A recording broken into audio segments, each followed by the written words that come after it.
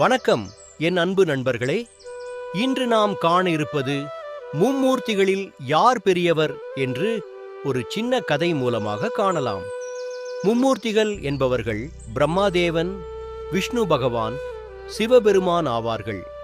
பிரம்மாதேவன் படைக்கும் தொழிலுக்கு உரியவர், மகாவிஷ்ணு பகவான் காக்கும் தொழிலுக்கு உரியவர், சிவபெருமான் அளிக்கும் தொழிலுக்கு உரியவர். பாருங்கள், நாம் கதைக்குள் செல்வோம்.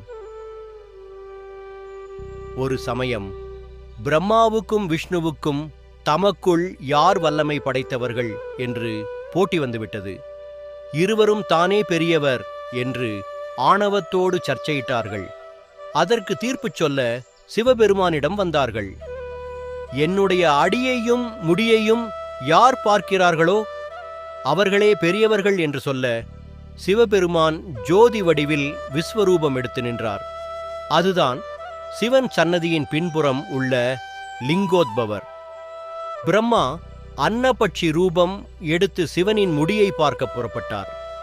விஷ்ணு வராக ரூபம் எடுத்து சிவனின் அடியை பார்க்க புறப்பட்டார். ஆனால் இருவராலும் அடிமுடியை காண முடியவில்லை.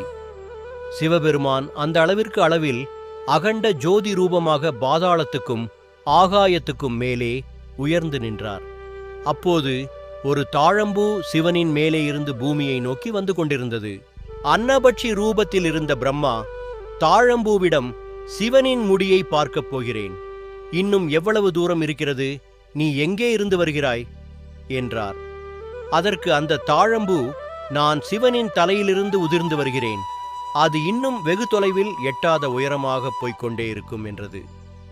உடனே பிரம்மா, எனக்கு ஒரு உதவி செய்கிறாயா?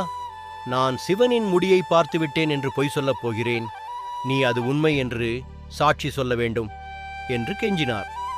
தாழம்பூவும் படைக்கும் கடவுளே தன்னிடம் கெஞ்சுகிறாரே என்று பொய் சாட்சி சொல்ல சம்மதித்தது. அடியை காணச் சென்ற விஷ்ணு சிவனிடம் வந்து, அதல பாதாள லோகம் வரை சென்றும் அடியை காண முடியவில்லை என்று தோல்வியை ஒப்புக்கொண்டார்.